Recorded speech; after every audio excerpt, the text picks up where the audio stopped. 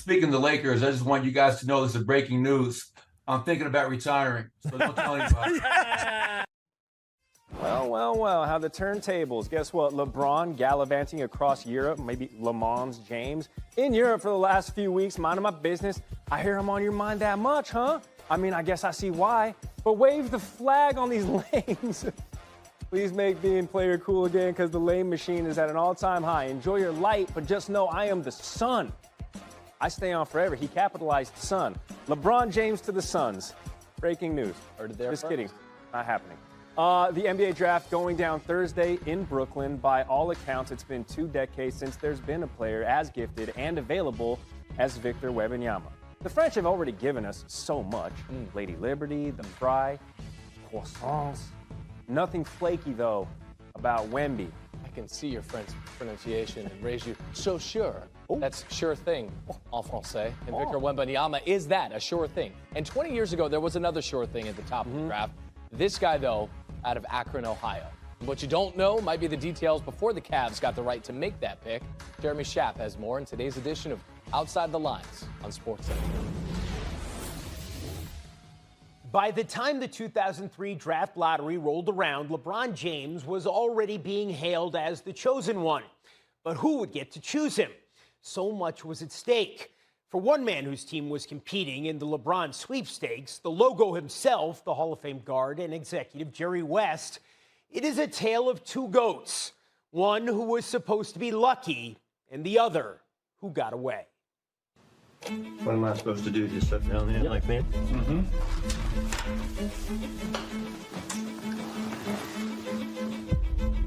Welcome, everybody, to the 2003 NBA Draft Lottery. Every once in a while, there's one of these players out there that's, God, if you get that guy, you know I mean, to me, they stand out like a damn Klieg light as compared to a flashlight. Somewhere along the way, you look at a franchise and you say to yourself, we need a little good fortune. In 2003, before the draft lottery, I knew there was some gentleman had a sheep or a goat. I don't know what the heck it was. It was supposedly a good luck charm, okay? I wish they'd brought some deodorant to spray on this thing. It was stunk. Even to this day, I thought it was ironic that you could have people thinking a goat might help us to win the lottery. The first pick in the 2003 NBA Draft goes to...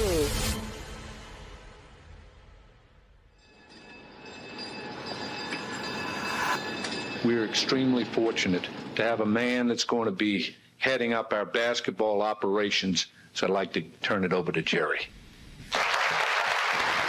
It was my first year in Memphis. When you get to a franchise that's really struggled, it moved from Vancouver. The most games they'd ever won in the history of that franchise was 23 games. Nearly throws it away. Memphis a little reckless right now. That's a big, big miss right there, David. This was a team that needed talent. Well, this draft in 2003, they had one there.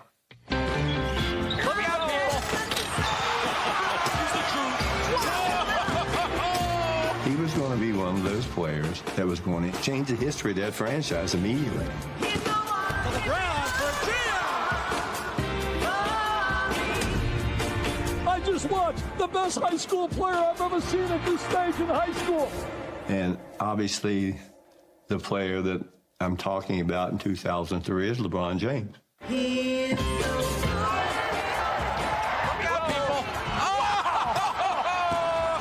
You know, everyone, oh my gosh, the newspapers in Memphis, almost like Christmas time, right? We're going to get a big Christmas present.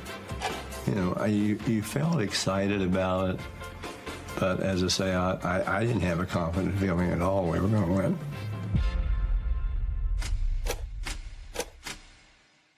There was a trade made, and it involved draft picks. The Vancouver Grizzlies traded a future first-round pick to the Detroit Pistons for rebounding machine Otis Thorpe, who's averaged 9 boards and 13 points a game through his 13-year NBA career.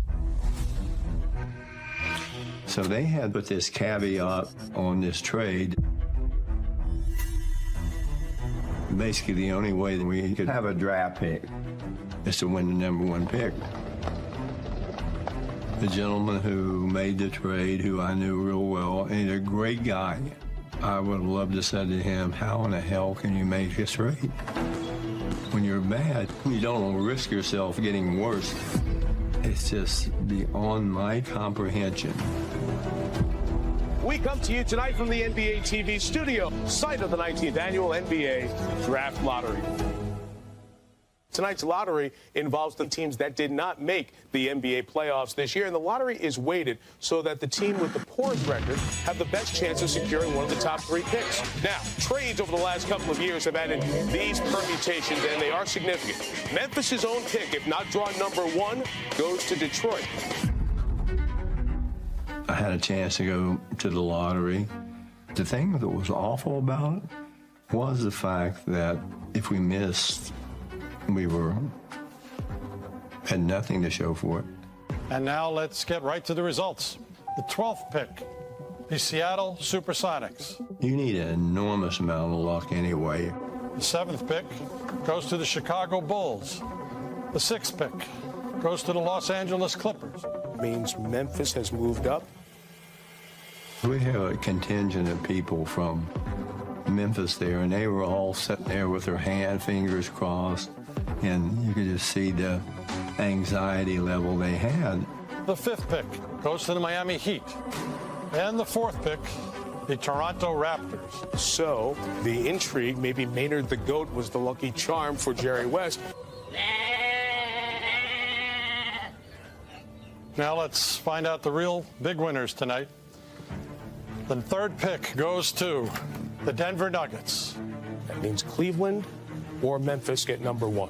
This one person can come into a city and change the view. Can you imagine what LeBron James potentially could have brought to Memphis? The phenomenon is taking over. This is for you. The 2nd pick goes to the Memphis Grizzlies. And that means that the 1st pick in the 2003 NBA draft goes to the Cleveland Cavaliers. When they announced the result, it was like one of these hot air balloons, putting a needle in that, and that's what the collapse felt like. Probably the biggest disappointment, other than as a player when we lost a lot of championships, but this was a devastating